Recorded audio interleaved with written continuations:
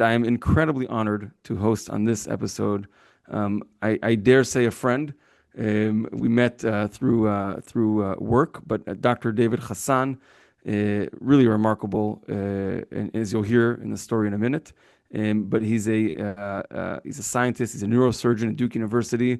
He has a very long list of accomplishments, and his bio will be in the description. But the part of what we're going to talk about is the intersection, of course, of his professional work, but almost more importantly, maybe more importantly, is his work on the ground for the past almost a year with Minute. So welcome to the Long Path Podcast. David, Dr. Hasan, it's such a pleasure and honor truly to have you on join us for this conversation. Thank you, Amitabh, for this kind words. I really appreciate it. And I can dare you're a good friend. I can say you're a good friend.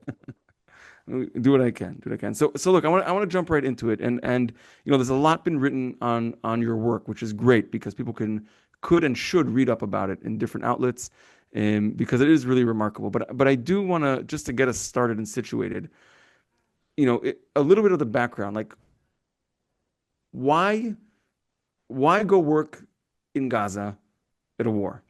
What's going on? What's in the background there?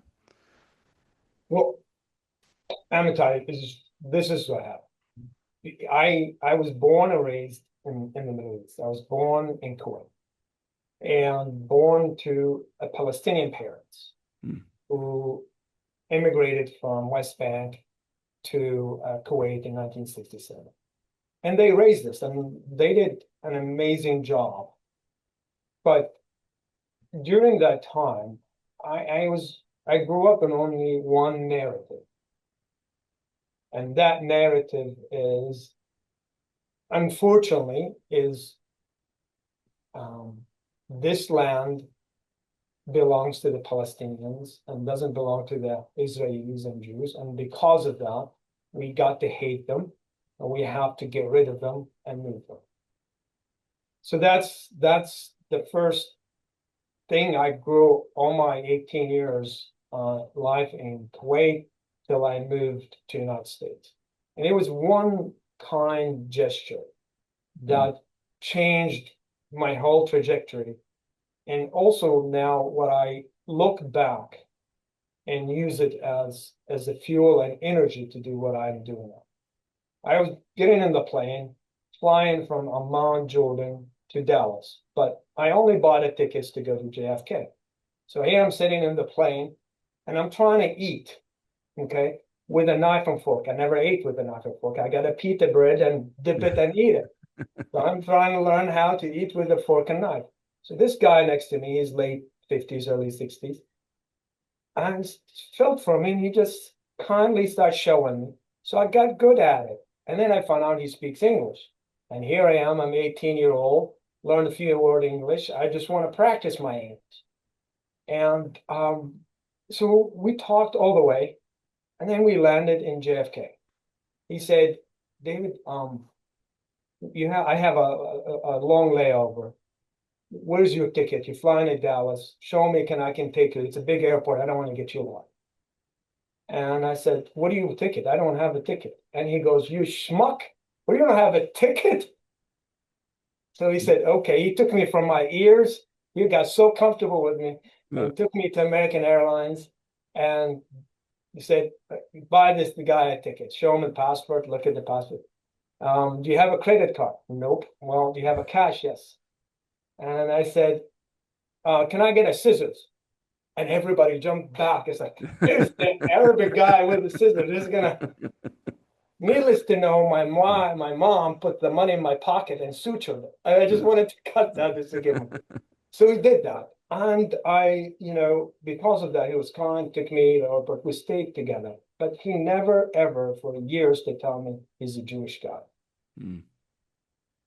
When he's dying, I went and visited him, and I saw a lot of the Jewish community there with kippah and everything. And I walked in, and it's like, and he told me, and he's dying of cancer. And I said, why? I was so mad. Why? He said, I didn't want you to be uncomfortable. I cherish our relationship. That moment changed everything for me in life, and continued to that. But I was so jaded. I didn't want to be involved in anything because I see the mentality, the wars till October 7th. And you can't help it when that day when my mom woke me up is the difference of hours and start looking on things and read heinous crimes were committed that day. It was baffling. It was just, why would you do that to civilians, innocent children, women? No matter what excuse you have, but that's not acceptable at all. And I knew that it's going to be bigger than that. I also try to reach out to my Jewish friends who I grew up here. I say grew up being in America, and they wouldn't take my phone call. Mm. And I could understand why after a few days. Finally, the rabbi called me and said, you need to kind of lay low for a little bit. People are shocked. And they don't see you anymore as David, they see you as a Palestinian. So I knew that what happened on October 7th was a tsunami with multiple waves that's going to be spread everywhere. And that affected me emotionally and psychologically. Not only that, this is the first time the war is broadcasted through social media. Right. Not the mainstream media. You know, the mainstream media will take everything, all the footage, censor it, package it, and present the narrative the way they want. Fox News, CNN, whatever. But this is everything broadcasted on social media, whether verified or not verified. You put this raw, gut-wrenching images and footage, and the wording and the subjective feeling, and people not verifying, and other people are weaponizing it and everything. So you emotionally become like a crock pot boiling, and you can't do anything. You want to help, but you can't help here. Yeah, and you stuck in the middle, all the people either on one side or the other side. All that mentality really just for the first time since I was 18 till I was 51 when I went and got involved. That what really just like, I just need to do something. And I got involved. You got involved. It's remarkable. I mean, it's quite the story. I mean, I've heard more of the details, and you know, and I'm appreciative for the sake of time how you kind of condensed the timeline for us. But really, like since moving to the United States, you the way you described it is that you've immersed yourself in community. You had friends across cultures, religions, and when you're doing your work. And it's this moment, October 7th, that kind of shook a lot of the foundations of what you thought was kind of the regular normal, and it woke you up into a situation where, like, I gotta do something, and you did. So once you had that realization, what was like what happened then next, right? Because it didn't, like, now it's called the Gaza Children's Village, but that's not the first thing that you did, right? There was a Yeah. step in between there. No, so I again, the way I was brought up, and I think my dad always, didn't like words, just action person. So when I'm training as a neurosurgeon, is what you do is action, less words, more doing. And I really wanted to do something, and that opportunity came mid-December of 2023, 5 weeks into the war. That's when Algeria advanced a resolution calling for ceasefire, but the United States changed it to almost completely to open aid because of the blockade, and that's 2720. And the WHO called for immediately for medical teams to enter Gaza. And I just wanted to kind of focus on this, Annika. There was millions, if not 10 millions of people protesting, screaming, and yelling, and everything. But when it came to Mm. an action to help the people of Gaza, remember, I never volunteered ever, never. So I'm not even on the radar of any NGOs or any WHO or anything. From all that call, you know how many people answered that call? I'm afraid to guess. 18 people. 18? 18. 4 from the United States, 2 from Canada, and 12 from England. from these millions that screaming, yelling, shouting. And when it came to action, only 18. And the reason it came to me is because there's so many layers. Boom, boom, boom. Oh, I'm not going. Oh, go to this person. Let this person know. Oh, let this. And I'm like, I'm maybe the 100 iteration or maybe the 1,000, and it fall in my lap. And so I dropped everything because again, I wanted to do something. And I went to our team. We entered Gaza. We were the first medical team to enter Gaza since the war broke. And we operated it was horrible, horrible conditions. But not only that, I stayed true to my values in North Star. And I look because of my career as a neurosurgeon, we always treat a patient irrespective of color, Right. race, ethnicity, and everything. I felt like a hypocrite if I come in and only take care of Gazans and not able to take care of hostages. Mm. But I didn't know where they are. So I was embedded and stationed in European Gaza Hospital. And I used that. It's like, okay, well, between cases, I will go in the rooms, look everywhere, find them. Went to Nasser Hospital, the same thing, because I was desperate to find out and check on them. And I brought some medications at that time too. I thought they may benefit them.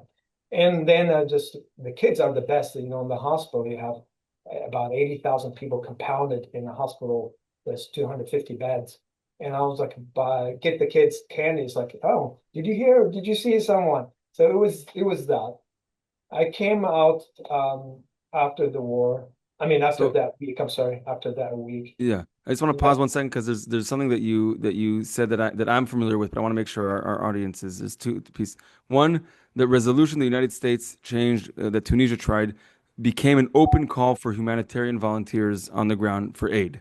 So that was an open call, and that's where the 18 showed up. That was I just want to state that piece clearly. Yeah, okay, good. That's what I recalled. The second piece is this story that you're kind of like, you know seeking out hostages or right in the hospitals. You make it sound like a trivial thing, but that's a monumental like risk-taking step that you took, right? Even if you did it kind of coyly and you had the kids and the this and that, but like that takes I want to say it's important. It takes significant courage. You might be like, it's my job, a hypocrite, but fine, and yet facing what you faced, I don't think that's so trivial.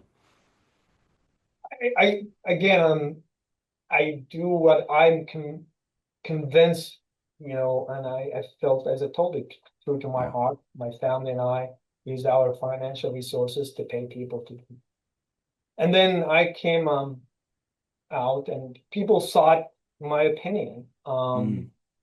Because here's someone who's a neurosurgeon from prestigious university, Duke University, that may have credible stories in it, which I did. I mean, I stuck to the facts, and because I stuck to the facts and didn't use any subjective words or anything, and I didn't want to be involved politically.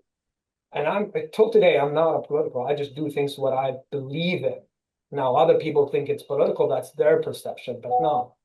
And because of that, a lot of people were upset because I was invited to go to the UN Security Council to testify in ICC and IGC. Mm. And I was like, listen, there are lawyers, there are people involved, there are a lot of people who can talk. I just want to take care of people. That didn't resonate with a lot of people, as you know.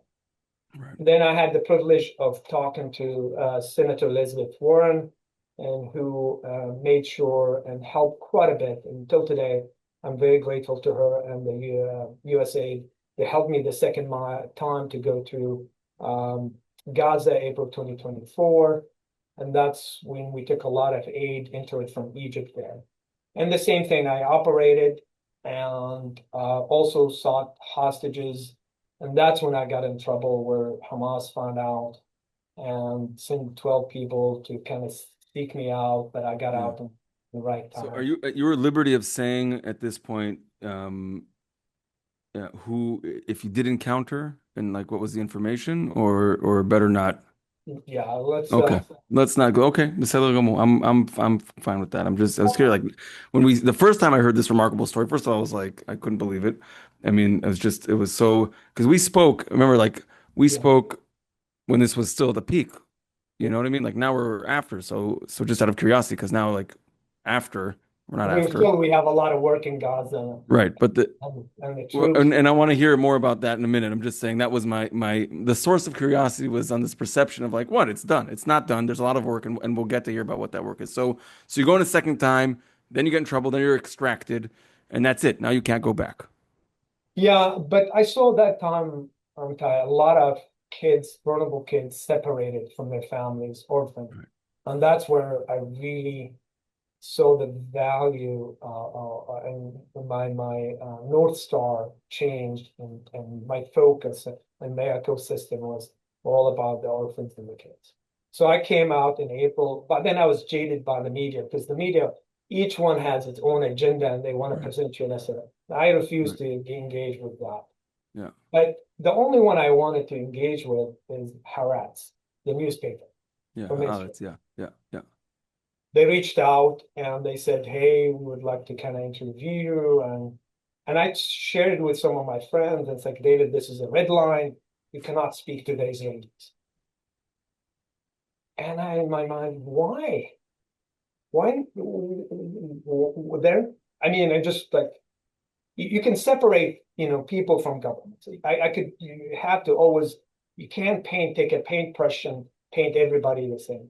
Yeah. And I thought it was an opportunity to tell people in Israel, but I literally was redlined. Even my wife was so scared, and she didn't speak to me for 2, 3 weeks because we got a lot of, you know, repercussions, verbal repercussions from that. But I insisted that like once I make my mind and I feel it, I'm convinced about it. I did, and that's when I had the. So I thought it would be maybe a little article be tucked in into middle of the Yeah. newspaper and Yeah. check done and everything.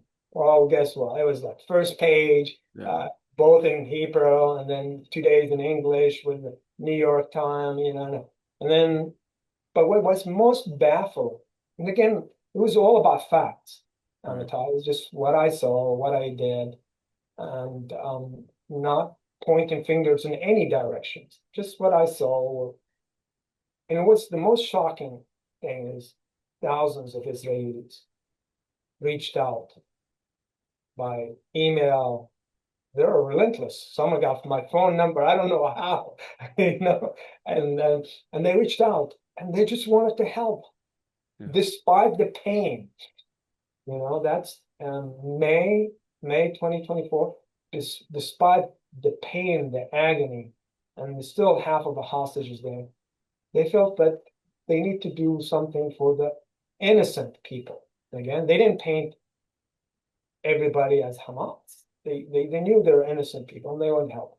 And that when I knew that I really had a mission, and that mission is materialized into Gaza Children Village, but we did a lot of things in between, sending aid, paying salaries, getting people outside Gaza, and a friendship and partnership between myself, and I try to bring everybody in one platform.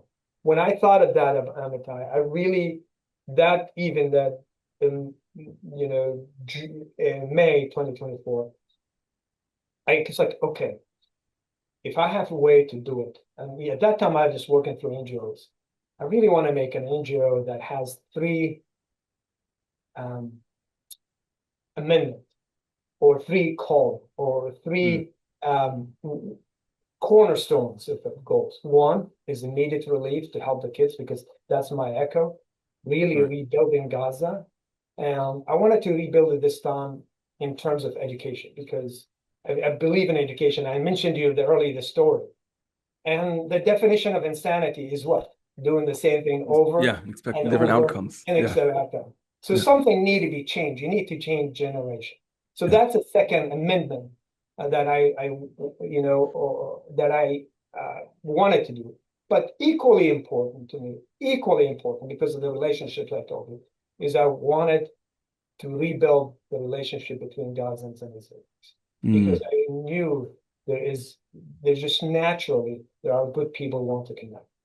And I got invited to Tel Aviv June of 2024, and I went in and I gave a talk, and I remember it was completely sold out and everything. I finished the talk, and I was gonna go travel back to the United States. There's five women came in, moms, and they said, David, when are you leaving? I said, oh, I'm leaving tonight. I'm gonna go find me a good shawarma and falafel sandwich. There's not a good one in the United States. And then I'm gonna head up to the airport.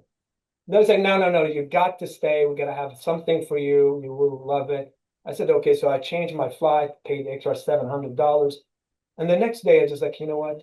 I need to do something. I have a full day.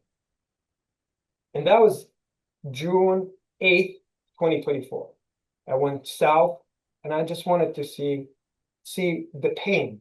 I've been Mm. inside Gaza already twice, but yet I haven't seen what happened in the kibbutz and the Nova. So I made arrangement with the IDF and everything, and we went because it's closed area military. And then it was time stand still and walking through house to house and seeing the atrocities that happened and hearing stories. I just emotionally, I was drained for the first time because now I can see both sides, the pain that they had. And, it was so overwhelming. Again, I already been twice to Gaza, the images and all that suffering. And then coming here, even though it's not live, but there's everything, the ruckus, the blood, is there, but stand still. And that afternoon I was hearing a lot of activities, boom, boom, boom. And it's like something is not right. And I look at the IDF and soldier, he comes to tell me, oh, the four hostages were rescued. And it was the best feeling, because I went to Tel Aviv and and I'm like my mind is like, excuse my language here, I'm gonna use it. So, where's these damn Israeli moms? They Yeah. told me this, they haven't called, so I'm ready to take a couple hours of nap and head to the Yeah. airport. And suddenly I get a phone call and said, hey, David, I'm sorry, it took us all day long, but we got the head of Abbott, the CEO. We went to his house. We got you 12 trucks of baby formula. We want to take it to Wow. and that's when I, in tears cried. It didn't get in for weeks because it takes some, but that Yeah. just and you kind of validated what I needed to do which is what third is rebuild back.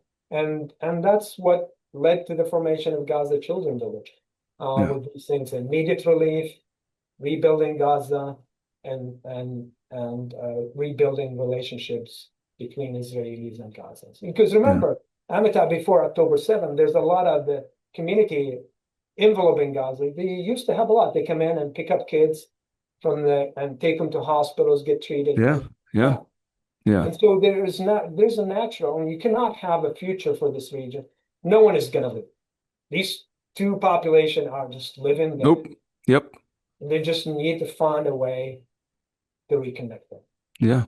That's remarkable. I mean, you described, I mean, even just, I mean, not, this is obvious, but like there's like the short term, the medium term, and the long term here, right? Like first fix what we see now. We got to rebuild Gaza, and we have to rebuild trust for this to move forward. But look, there's something that I'm really struck by this, and every time I talk to you, I get this. Like you are actively running towards something when most people, many people, I don't, whatever, would run away from it. Exposing yourself to, it's like, okay, you were in Gaza, you saw the trauma, and you're like, no, I have to see the more trauma, right? It's like it's the other side.